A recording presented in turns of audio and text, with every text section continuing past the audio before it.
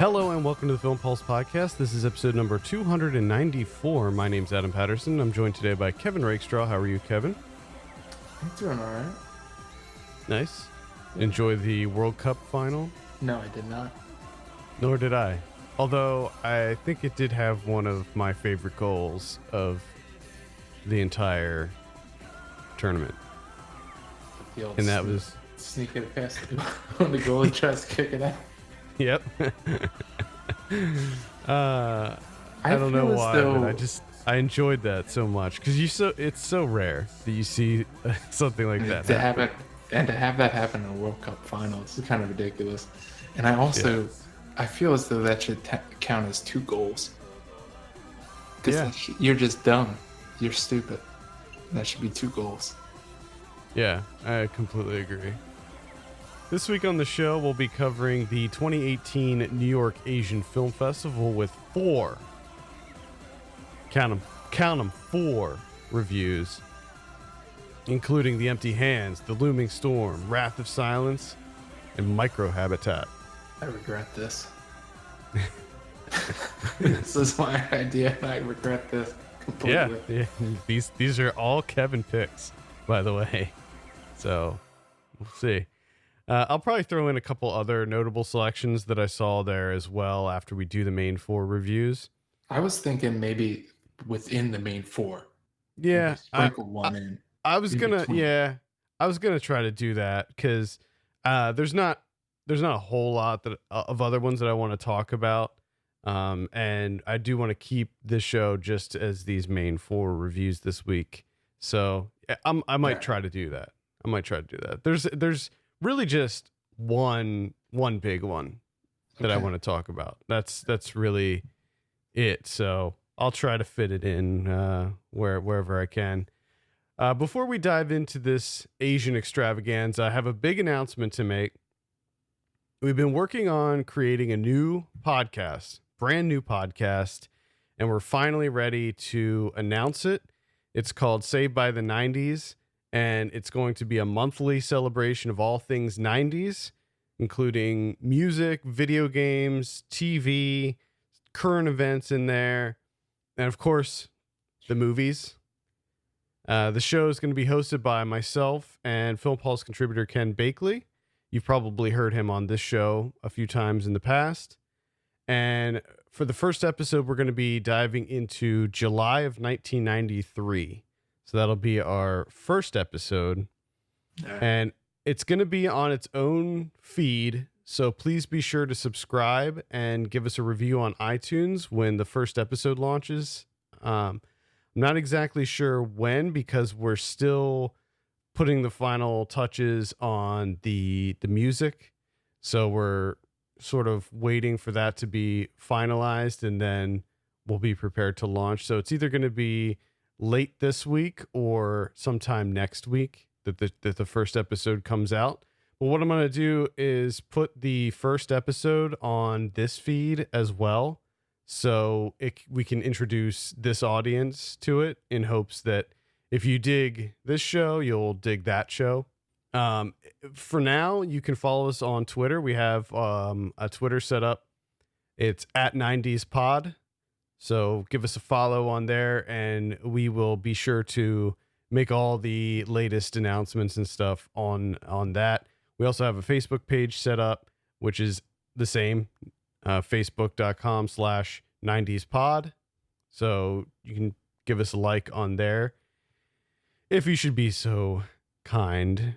But we've been working on this for a while now. Really excited about it. It's going to be more... it's going to be a little bit more involved than just the regular weekly shows, since this is going to be a monthly thing. We're going to talk about more movies typically, and then again, lots of other stuff thrown in there as well. So it's just going to be this like 90s pop culture cornucopia, if you will. Mm-hmm. But very, very excited to get into it. So my favorite thing about this podcast is I'm not in it. No, you're not in it. That's my number one. I mean, and then the 90s thing, because I love the 90s. So I feel like you should definitely do a guest spot at some point. I think you should come on to the Halloween episode for sure. All right. But yeah, we'll see. I'll pop in here and there, maybe. Yeah, I mean, we definitely want to have guests on the show. We want to make sure that we iron out all the, growing pains and the kinks and all of that stuff for the first couple, probably. And then we'll start inviting people on after we start refining it and, finding our voice and all of that. So again, it's called Saved by the 90s.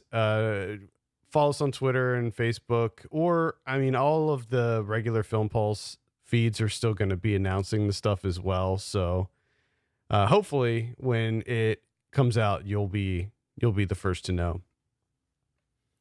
All right, let's jump into our first review. I don't have a specific order in mind. Do you? Okay. Do you have an order in mind? No, not at all. All right, let's start with The Empty Hands, because that's what I have up on my screen here. So this is directed by Chapman Toe. I have a synopsis here. Half Japanese Hong Kong girl Mari Hirakawa, who succeeds dojo after tragic death of her karate master and father, encounters ex-karate student, ex-yakuza Chan Kwang, who also succeeds the half of her father's karate dojo. I feel like that was just thrown in Google Translate. Yeah, I swear to you, I can't actually read. It's just, this is the IMDb. Maybe that was all on Adam's side. No, maybe. But I think if you go on IMDb and see it, you'll understand. So this one, I guess I'll start it off. First, I'd like to mention we have a ton of written reviews for a lot of these movies. Most of the ones that we're going to be talking about today, these four main ones, we actually don't have written reviews for. I wrote a review for The Looming Storm, and that's the only one. But there are a ton of other great movies that are playing at the festival this year. So be sure to go to the site and read up on some of the other movies. Chris wrote a whole bunch of reviews for us on that. This is Christmas for Chris. Yeah, absolutely. Yeah.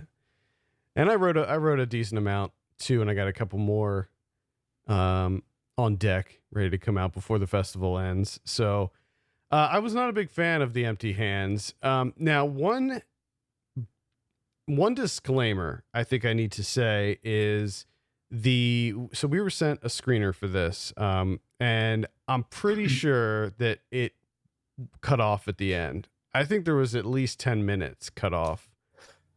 On mine, at least. Did you? I don't think I noticed, but I think even if that were the case, I wasn't a fan of this either. So I think if it cut off, I was just like, "Oh, good, it's done. We're finally done." Yeah. According to IMDb, it says that the film is 1 hour and 27 minutes long. However, the screener we were sent was only 1 hour and 17 minutes long. So, and it just ends. There were no end credits or anything like that. So I think maybe we were missing something there at the end. So I just wanted to throw that out there. I agree. I don't think it would have changed my feelings about the movie. It had a lot of work to do to make up for the previous hour or so. And I doubt that it accomplished that. Yeah, totally.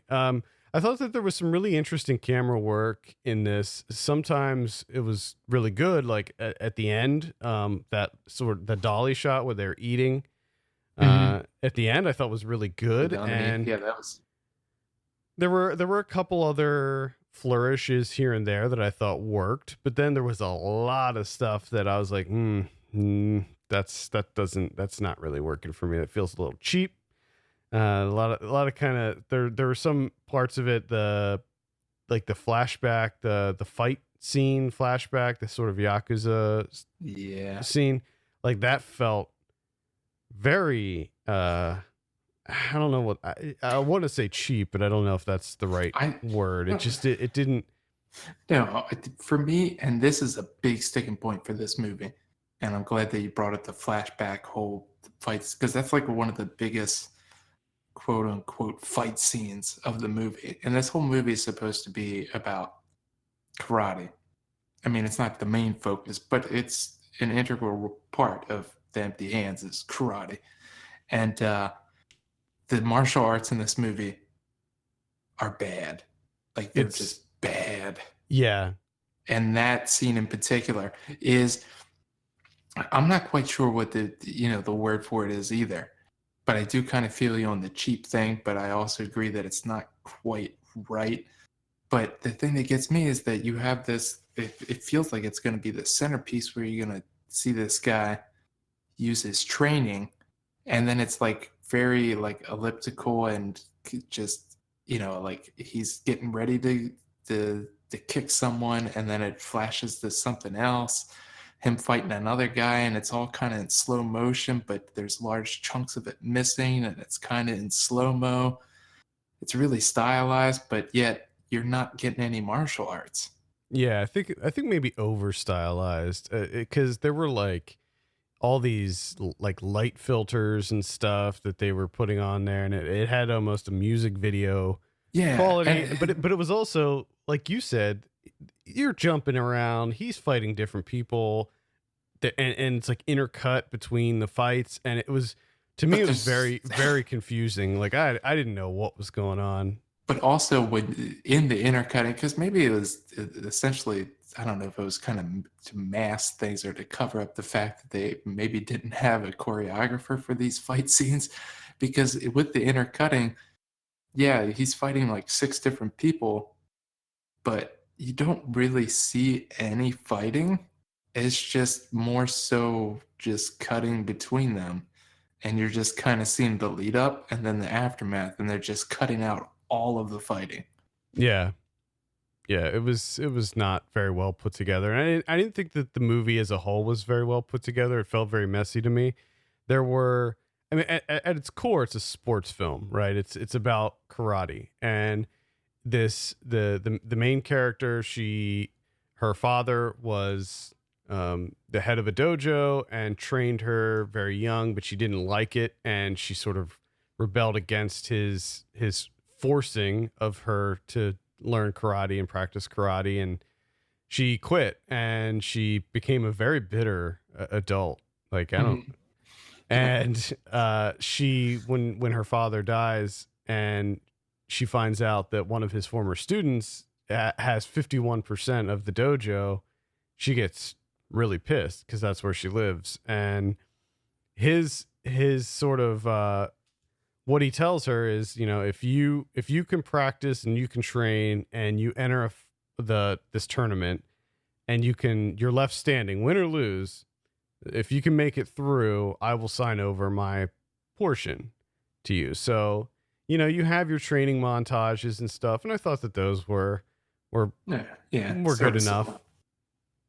And then you have the big fight at the end, but everything felt so inconsequential to me. Like nothing really had any weight to it at all. Like, there was this whole subplot of her dating this guy who was married, and then they just sort of abandoned that. They didn't really do anything. I mean, they brushed it off with like one scene where there was like a newspaper headline of the guy that he got beat up, but yeah, it was like, oh, okay, well, I guess we're done with that now.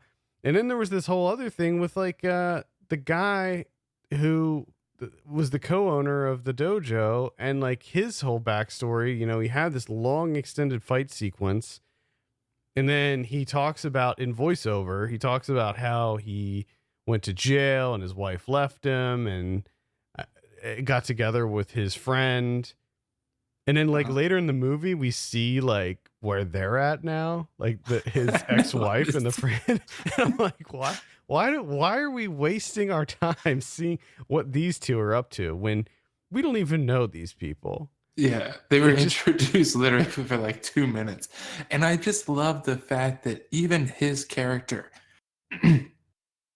the former student who is now because I mean, I completely understand where she's coming from. I would be super pissed too, because to find out that your father dies And then, it was really between the only people in his life were you, his daughter, and Mute Dog, which was, I don't know, I guess he just helped. And I like how the movie starts out with him too, which is another thing. This movie's just all over the place. Like, it doesn't know who the main character is. Yeah. Yeah. And to find out that this guy, who we've never been introduced to, and we're talking about like 45 minutes, 50 minutes into this movie, all of a sudden there's just this name drop of, hey, this guy is now the owner of the dojo. And you're like, who the fuck is he even? And then we go through a backstory of him, and like, he's really not that compelling. And then to find out later on down the road that he was kicked out of the dojo, like, he wasn't even on good terms. The father probably hasn't even talked to this guy in how many years. And it just so happens that it lines up that he passes away and the dojo goes to the guy that just got out of jail. Yeah, he just gets out of prison. It should be noted that character's name's Chan Kent in the film. He's played by Chapman Toe, the writer and director of the film. Yes, which early on you find out that you can pretty much surmise that this is directed by a man, because the quote unquote main character of Mari, her best friend, is just like, her whole thing is just she has big tits. That actually, I'm really glad you brought that up, because I was watching this and I actually said to my wife while watching it, I was like, this movie feels so degrading towards women. Like, every woman in this movie is either like portrayed as weak or just a tool of some sort, and it felt so kind of gross. Yeah, Like, and I mean, and it's not even that, like, her whole personality is that she has big breasts. It's that her friend Mari, the main character, is just, it always ends with Mari being like, I want to squeeze your breast, honk honk. And it's just like, what the fuck is this? Yeah, it's a mess. It really is. And then there was that in the beginning, there was that like black and white sequence that looked good visually, but it didn't fit at all, because Dude, and it's just this like whole voiceover of like her giving a history of everything that this gets all thrown out of the window anyways, because we're just like, oh, by the way, psych, this guy owns the dojo now. Yeah, Like, I couldn't get on board with this one at all. I found it. Like this, we had, which kind of felt like a showcase with the new owner of the dojo, the Chapman Toe fight with the Yakuza. And then you have the culminating fight at the end where she trains and there's the montage and she has this fight at the end, which is also shit. It's not a good fight. It's just awful. Like, Yeah. if you're gonna do a martial arts movie, maybe make sure that you are able to choreograph and film martial arts. Yeah. I'll use this as a segue to talk about a good martial arts movie that's at the New York Asian Film Festival, and that's BuyBust. This is the new Eric Mati movie. If you want to see some martial arts done right, check out BuyBust. This one, it's my top movie at the festival. It is absolutely jaw-dropping. This movie, it gives The Raid a run for its money. This movie. Oh shit. Yeah, this movie uses 309 stuntmen, and they use 1,278 extras.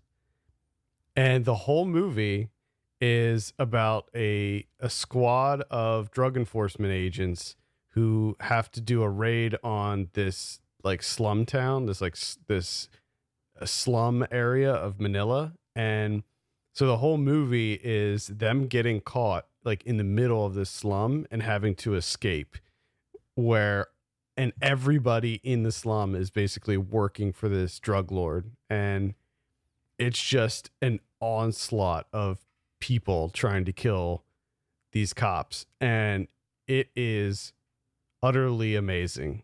That one, keep an eye out for it. It's gonna That's going to be like a cult hit. Trust me.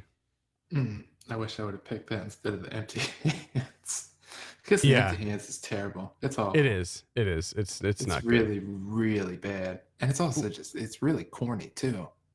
It's corny as shit. It's corny. It's not very entertaining. I found a lot of it to be pretty boring. And Sexist. It's very, it's got shit martial arts. Yeah. Let's go ahead and give this thing a score. Empty Hands. What are you going to give it out of 10? I did originally like a 3, but talking about it with you, I'm gonna give it like a 2. Yeah, I'm sitting at a 2.5 on this one. Not a good time. Not a good time. No, it was awful. It's really bad. Let's switch gears and talk about one that I at least know that I really enjoyed, and that's The Looming Storm. This is directed by Yu Dong. I have a review for this up on the site. There's a synopsis here. A man who is laid off from a steel factory desperately wants to chase a serial killer in a small city in southern China. Kevin, we'll start it with you. What did you think of The Looming Storm?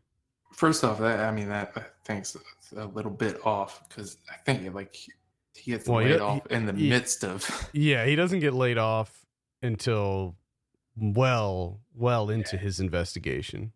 Yeah, which I gotta say, overall, I pretty much enjoyed this. There comes a certain point in this movie where for me it kind of fell apart. But up until that point, man, this was exceptional. I loved the music. I loved the atmosphere of it. And just, I loved how this character is kind of introduced as just, because I didn't really read about this movie before I started it. And at first I thought he was a cop. And I was just like, oh, okay, this is kind of like a light comedy where he's just like a big dork. Mm-hmm. And he's just like, he wants to really do good and just wants to impress people, and he's just really eager. He's an eager beaver, and then you find out quite quickly that he's not a cop at all. He just works at a factory nearby, which makes it even more depressing and sad. Yeah, he's like a security guard. He's like the head of security at this factory, and I like how in his job at the factory, he's like a rock star. Like everybody loves him and stuff. He's very well liked and respected. And then when he tries to help the cops, he's just like the idiot, like the bumbling fool that is always getting in the way. And this is something that I appreciated with this movie is because they set that up nicely in the beginning where you're just like, this guy's a buffoon. Oh my God. And then as the movie progresses, you're kind of won over by him because he actually is doing a shit ton of work and a lot of legwork and investigating, and he's actually getting results. And you're kind of like, all right, this guy's actually like legit. Yeah, like he comes up with really good ideas. I mean, he comes up with ideas to catch this killer, like the thing on the bulletin board to try to lure him out, like that kind of stuff.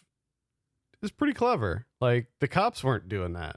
No, they weren't really doing anything. It seemed like. No. And just how he brought all the workers into the police station for interviews, like all the workers that were off that day. Yeah, this guy's dedicated. He's really working. He's really working his ass off. I think that anybody that's seen Memories of Murder, there's definitely shades of that in this movie. I don't think there's any denying that. To me, like the aesthetic, the tone, it all felt very similar to Memories of Murder. Now they do kind of drop the humorous elements in this one pretty early on. Like it's funny for a while, but they get really serious. I'd say probably by the end of the first act, they drop the comedy completely, which is okay. I didn't mind that or anything. And a lot of rain in this movie. Holy crap. This is like one of the most dreary movies you will ever see. It is just, oh my God, it's so depressing. It's just the, oh. But for me, I'm not 100% sure when, like, what the point was. I think it was around when, like, his romantic involvement kind of progressed to a certain point. I think that it kind of fell apart. Because then there's this like scene of her and him like over the trains where it looked like this terrible green screen, and Yeah. she does something that I'm not 100% sure why. Yeah, I wasn't Like I just really started to get confused. I'm not because sure. you don't. They don't. They sort of expand on that scene later, so like you don't find out right away. Like there's like one scene when she goes there, and then they go back to it later, and you can see what happened after she went there. And yeah, I was like, man, but I think it's all just this whole movie is just a series of failures for this guy, and it just shows his obsession just continues to grow and grow and grow, and he starts, putting himself at risk. He puts his coworkers at risk. He puts, his love interest at risk, just because he is so obsessed with this case and doing a good job like that. I mean, that's what it is at the end of the day, right? He wants to be up on stage and get that award at the factory. Yeah, what was it? The model worker. Yeah. He wants to be the model worker. And then even to, towards the end there, like the guy, I've worked there all my life. He's like, I never heard of you. Yeah. Like, no, I was up on that stage like 2-3 times. Got that award. Like, nah, no one remembers you, dude. Yep. I really like the location. It takes place in this really small village, but there's like 4 factories that surround the village. So everything is just like the rain definitely exacerbates everything, but the sort of just industrial look of everything in this movie I thought looked really awesome. Yeah. And there's it's unfortunate that like their main clue is like he's probably a factory worker. It's like, well, there's 4 factories and every single person in the town seems to work at the factory, so good luck with that. Yeah, there's a really great chase sequence too through the factory that I thought was really exciting, and I really enjoyed how that ended too. Yes, very surprising. There was a lot more action in it than I expected too. I mean, that's not to say it's like an action movie, but there were just more sort of thrilling moments. Yeah, this was a little bit of a surprise. I wasn't expecting it to be as gripping as it was.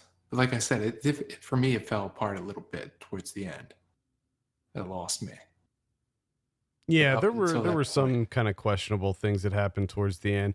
I thought the mystery was really good too. Just the mystery aspect of it. This is a serial killer killing young women in this town, and the resolution to that, I was like, oh man, like that's some shit right there.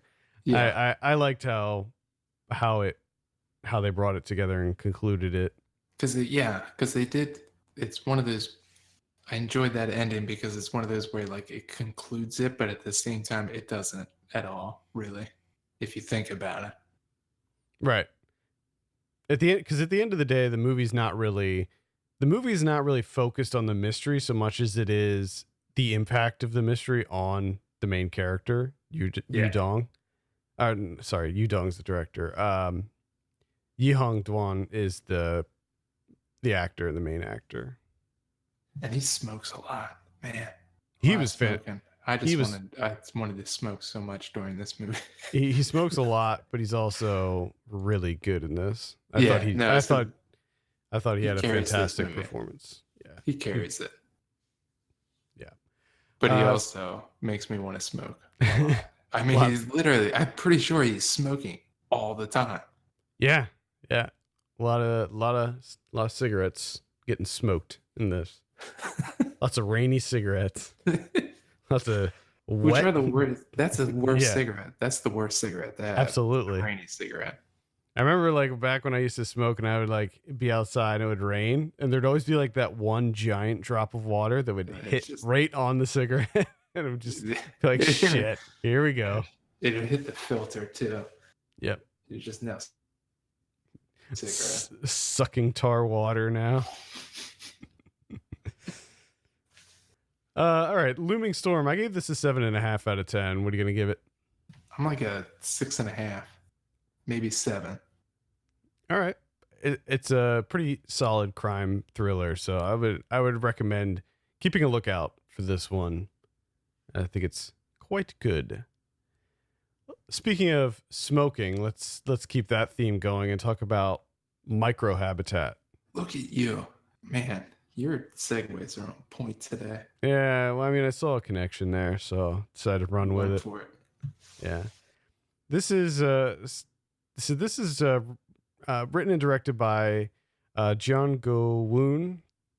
I have a synopsis here: whiskey and cigarettes, the only things of keeping her dignity in this city.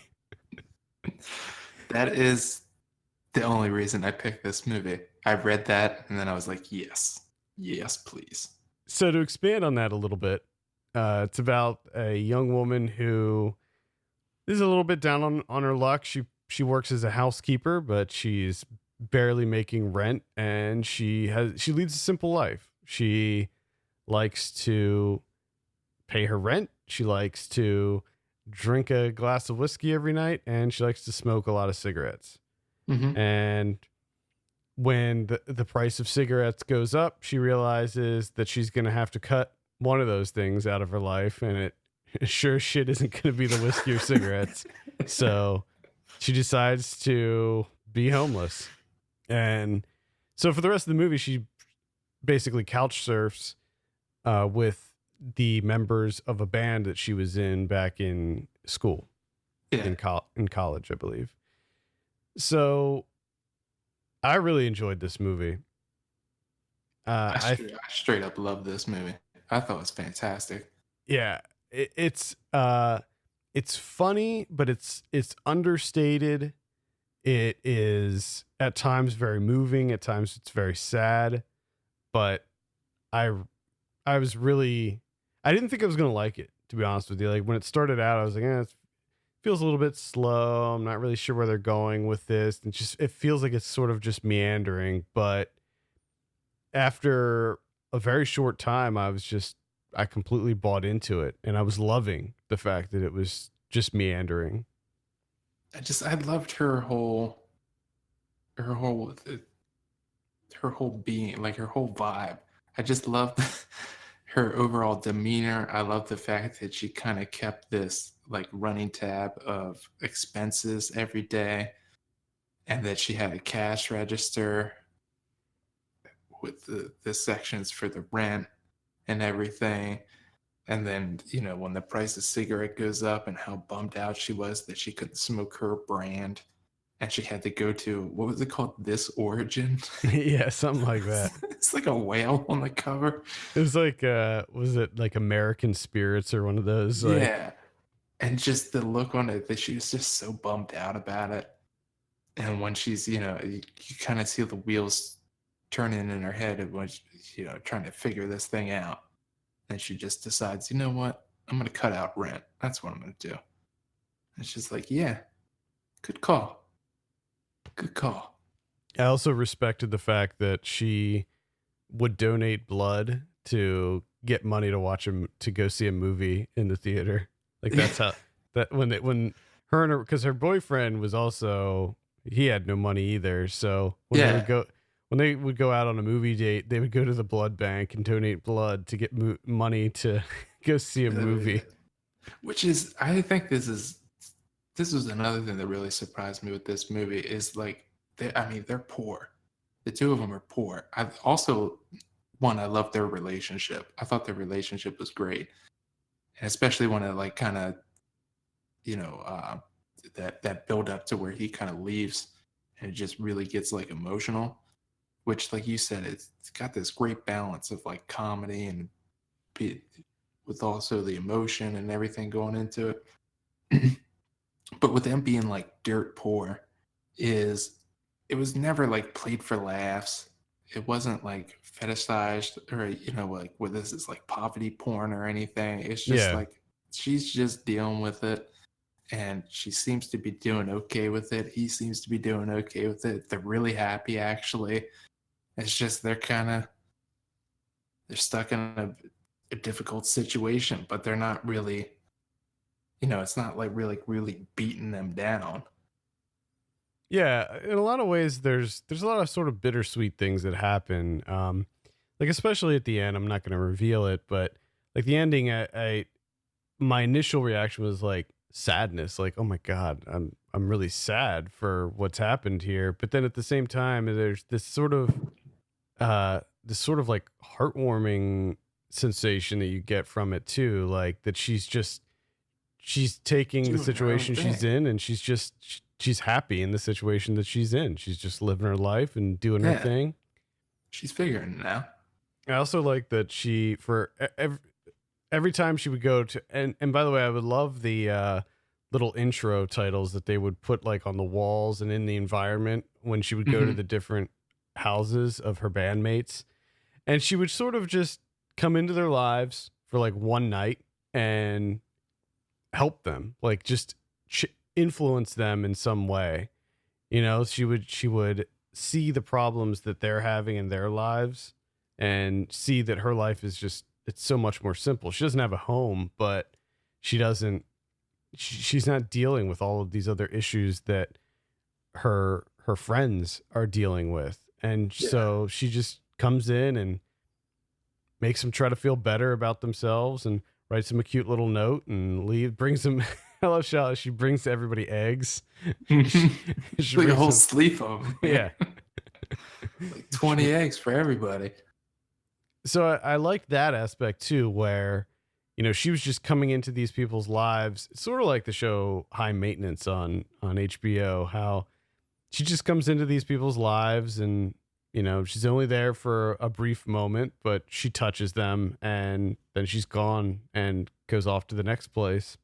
Yeah, and she never really presented it as like her situation as like this huge issue, or never really got into like a competitive, pity party where it's way much worse than yours is. And because every house that she was going into, they had their own set of problems, and she never brought it up that way. She was just grateful to be able to be there, and she just tried to be a good house guest, and then she would leave when she knew her time was up. Especially with the one at the end, like the rich, Yeah. the really rich people. And I loved how at that point, it kind of comes out when they're out to dinner. They kind of ask her like, what happened with you, in college or after college, and she was like, well, I had to drop out because I couldn't afford it. And the guy's like, was that a difficult decision to make? And she's like, no, Yeah. because Because it wasn't a decision. she didn't have the money. She didn't get to make a decision. Yeah. It was forced. Yeah, I think that sort of plays into an interesting idea of like how the class divide has, they can't comprehend things like that. Like, Yeah, like I didn't have a choice. and she couldn't understand like, why are you drinking whiskey?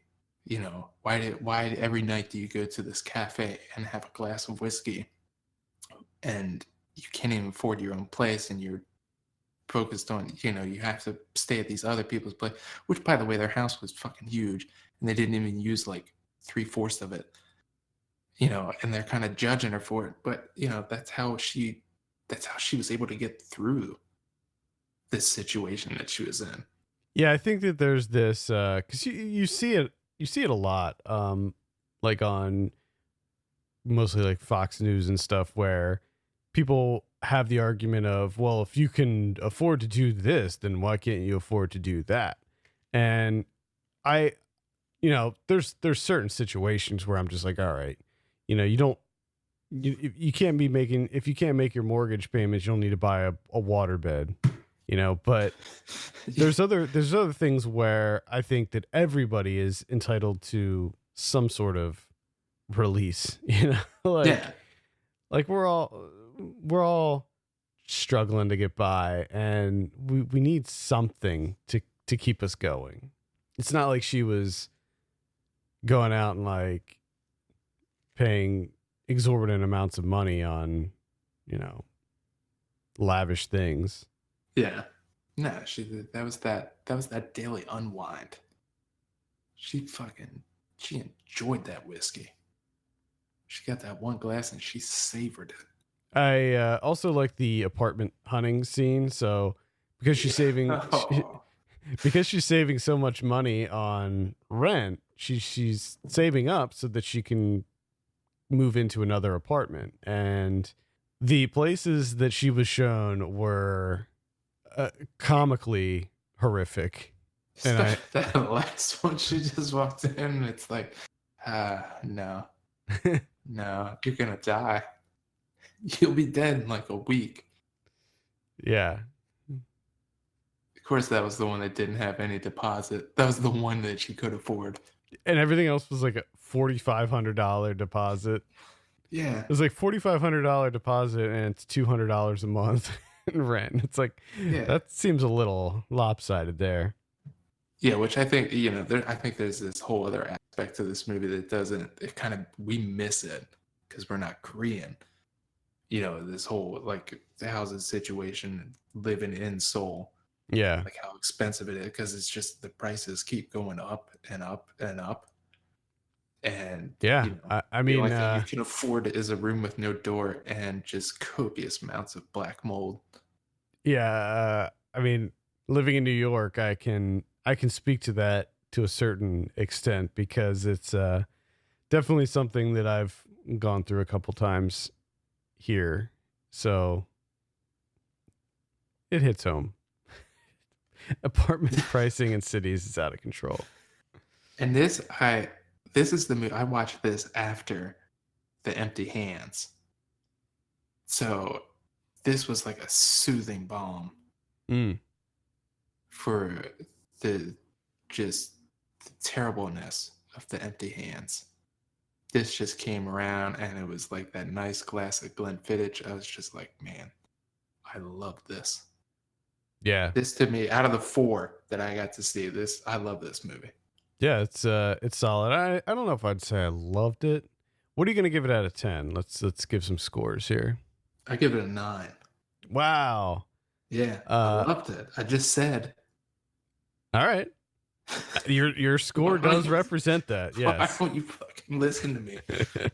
Your score does represent you saying that you loved it. That is all right. Let's see. What will I give it? I'm going to give it an 8. Yeah. I'm sitting like 7.5, 8. I mean, that sounded kind of like a hesitant 8, but I'm like 7.5, 8. Somewhere in there. I really did enjoy it. So that's called Microhabitat. Keep an eye out for that. I mean, the shitty thing is with a lot of these movies, it's impossible to gauge whether or not it's going to have any kind of meaningful release in the United States. Maybe, there's like Welco USA, like they put out a bunch of stuff. But see, like for something like this, there's a part of me that hopes that like a movie, maybe. This feels very much like a movie or a Fandor type thing. Yeah. Hoping one of them. I would not be surprised to see it pop up on there. Swoop in. Swoop in, take it. All right, let's talk about our final film of the New York Asian Film Festival. It's called Wrath of Silence. It is written and directed by Yukon Shin. I have a synopsis here. A young boy tends sheep on a hillside in northern China, goes missing. This is another one that's not worded quite right. His mute father looks for him with a special way of solving problems: fisticuffs. Does it say fisticuffs? Yes, it does. Are you serious? That is what I should have read. You know what I should have done was read the synopsis from the New York Asian Film Festival site, because those are much better. I was gonna say, this can't be the only synopsis that exists for these movies. No, it's just usually I just do the IMDb ones, and a lot of times they're a little off. They're a little off. Give you something to talk about, though. Yeah, they're mostly terrible. Yeah. All right, so Wrath of Silence, Kevin. What'd you think of this one? This is another one. This is kind of like the Looming Storm for me, where uh, it wasn't necessarily like that it was really, really good and then it kind of dipped off in quality. This one was just kind of sprinkled throughout where things were going well and then and then there's just also this large section of it where it just kind of doesn't go anywhere necessarily. But I was struck with the ending of this movie. I thought that that was interesting, is kind of the way that all this is handled. And this one actually has better fight sequences than fucking Empty Hands. Yeah, Uh, this was and it, another. and it has like this really good set piece that I could see this kind of maybe being a cult thing, like a cult movie, cult hit. I don't know. Is where he goes to this high rise and he ends up fighting a shit ton of people in an office building. Just one Yeah. guy against. Yeah, I mean, like the synopsis says, he does like to use the fisticuffs. That's pretty much all he does. In fact, the reason he's mute is because of those fisticuffs. Which I thought that that was kind of interesting too, because I figured that that came out of. I thought it was like a repercussion of he's kind of introduced with he gets in a fight with like this lamb cook, this guy that owns a restaurant and just cooks up a shit ton of lamb. And he gets in, he's kind of being pressured into selling his land for the miners so they could all get money. He doesn't want to do it. And he grabs a lamb bone, just bam, right in the guy's eye, takes his eye out. Yeah. And I figured that it was a repercussion of that they were like, okay, eye for an eye, wink, wink, we take your tongue. But I love how they just kind of throw it out there. They were like, yeah, when he was young, he got in a fight and he bit off his tongue. Yeah. And that was it. They just left it at that. Yeah, I thought for sure there was going to be more to that story of how he can't talk, but no. He just like that bit off his own tongue. That kind of takes it to a different level. Like you just thought that this guy had some anger. To find out that this has been since he was really young and he had so much anger in him that he bit off his tongue in a fight. Like I didn't know that that kind of anger existed. Yeah, he definitely fucks some dudes up in this. Like he takes on a lot of people all at once, multiple times. He doesn't seem to care. He pretty much fights always. Yeah, and that was sort of a surprise because I didn't really know too much about this going into it, and I did not expect the amount of fighting and action that it brought. Overall, I enjoyed it as well. I like you. I thought that there were some dips in it. Lost interest in it a couple times, but nothing major. Overall, I thought it was a pretty intriguing story. Like I wanted to know what was going on with this boy, and then it takes some interesting turns. Like as he is out looking for his son, he sort of uncovers this plot from this evil corporation that's trying to take over all the mining operations in the town and the evil that's behind that. And he stumbles onto another seemingly not connected at all kidnapping that happens. And after after he stumbles onto the other kidnapping, I thought that that's when it started getting pretty interesting. Yeah. Now I didn't like there's a certain way that kind of ended up. I didn't like that either. There's this whole like slow-mo, like the cave. Yeah, I didn't like that. And they're kind of running. I was so confused. Yeah. Because they don't explain that at all at first. It's just, it's happening. And you're just like, wait, what? The fuck is going on?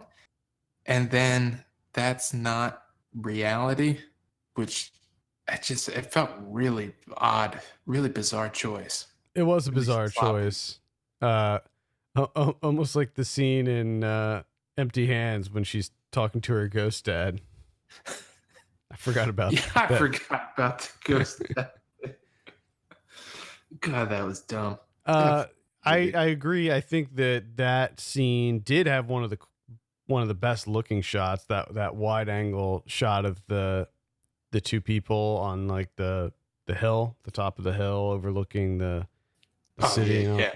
like that looked really awesome. There were a They few. definitely make use of the landscape in this movie. Yeah, there were a lot of really good looking wide angle shots, and the scene with the mountain exploding, like that looked really cool. I like the interior of the like the building that you mentioned that he goes into and beats the shit out of everybody. I liked that, like the way that the office looked of the boss guy and his little archery room. Yeah, and I also love that all the fight sequences are really they're kind of down home fight sequences, especially like at there's no guns involved here. Like most people have some lead pipes, Yeah, and people are just throwing around office chairs, and it's really bare bones fighting going on here. I kind of like that. The sort of down and dirty, just scrapping. You know, Yeah, it feels more realistic to me than like the super choreographed, perfect yeah. fight. This just feels like a bunch of blue collar guys just beating the shit out of just each having other. it out. That happens a lot in BuyBust too, where it's not like super choreographed. I mean, obviously it is, but it feels more natural and more the people using found objects as weapons and stuff like that. Yeah. Somebody uses somebody uses a cactus in that movie, by the way. Damn. I do like it. Kind of got me back a little bit with the ending. Like I said earlier, I found it interesting in the sense that you get solution, but at the same time you get a resolution to one thing and not a resolution to the other. You can kind of figure out what the other one is with the resolution of the other storyline, so to speak.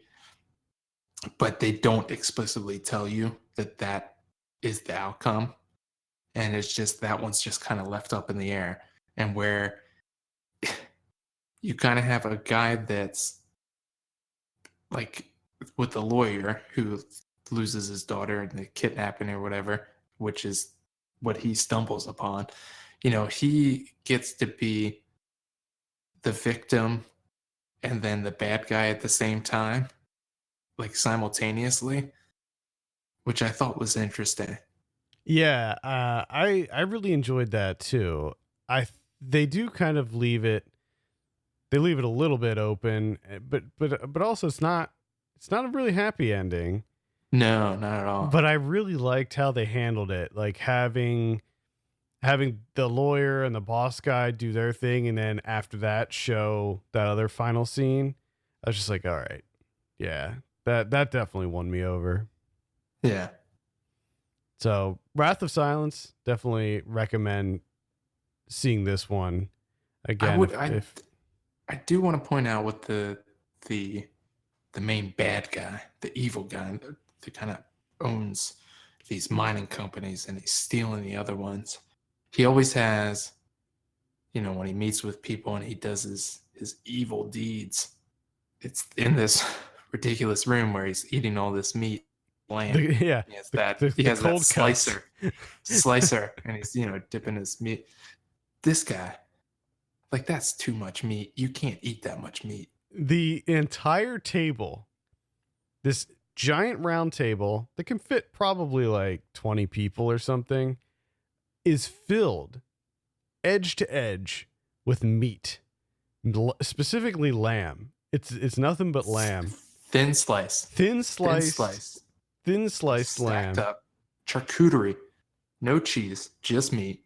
Yeah. And this guy's just eating meat. Like, what are they doing with all the leftover meat? He's not, I swear to God, I hope he's not eating all that meat. Number one, it's lamb. Number two, has a high meat diet. Like, how's he getting anything done? I know. You think you'd just be laying in bed sweating all day. Just alternating between that. It's ridiculous. So much lamb. Yeah. I mean, during the one scene when the slicer had a huge pile, he did mention to somebody, he said, like, bag it up and send it somewhere. Oh, yeah. He sends it abroad to his son or something. That's right. Yeah. His son's in Canada and doesn't like the meat there. So I guess apparently they don't have lamb in Canada. Yeah, I guess. I guess not. I guess not. Not this kind of lamb, I guess. It's, apparently, if you're loading up a brown table for 20, it must be really good fucking lamb. Yeah, especially when you have one dude. You're having a meeting with one guy and you have an entire table stacked up. It's like 45 pounds of lamb. It's ridiculous. Like, it is. The villain in this he's a little bit cartoonish with his his little hair extension things that he has, and he's a little silly, and there's a lot of stuff that he does where I really question his motivations. I'm just like, why is he doing that? I don't really understand what this guy's up to, but it wasn't really enough to detract from. Well, he's not eating right. No, he's not. It's exclusively lamb. That's not healthy. 100% lamb diet. It's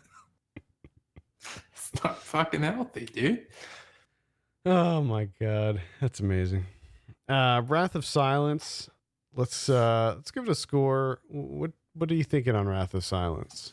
I originally went with a 6, but kind of talking about it and stuff, I might bump it up to a 7. It's a 7 for me as well. It came around on it. Yeah. Maybe could have done with a little bit of a slimmer runtime on it. It's 2 hours. Definitely could have used some of that. I won't argue there. All right. I think that's gonna conclude our NYAFF coverage for this year. We'll be sure to go back and cover it next year, as we did last year as well, because this is a great festival. We talked about it many times before on the show. I think that Asian cinema is underrepresented in the United States. I don't think that, I mean, with a lot of these movies, really the only way you can see them is in film festivals. You know, there's some distributors that'll pick up certain things, like BuyBust. That's going to get picked up. I know that XYZ Films is they're right up their alley. Yeah. That movie was made for them. Yeah, I mean they're already on board, so they already have they're handling the sale of it or whatever. So don't be surprised to see that one come out this year. But as for the rest of them, you know, keep an eye out on. Really, Well Go Entertainment is the only company that seems to consistently be putting out Asian films here in the States. Yeah. But keep an eye out for them. And again, check out the website for lots of other reviews. I'm looking through the list now. We got a shitload. Oh yeah. No, I can imagine, because the notification every day. I know that there's a number of reviews on there. Yeah, we got a couple more coming your way too. So be prepared for those. And then right after this, as soon as this ends, we'll be covering Japan Cuts. So, my goodness. Yeah, I think Japan Cuts starts this week or next week. So lots of stuff coming up. But I think that's going to do it for today. Thank you so much for tuning in. You can follow us on Twitter at FilmPulseNet and at FilmPulseKevin. If you want to send us some questions or topics, you can send it to feedback@filmpulse.net. If you have a minute, take a look at our Patreon page. Show your support by going to patreon.com/filmpulse. Consider helping us out by becoming a subscriber. For Kevin Rakestraw, my name's Adam Patterson. We'll see you next week.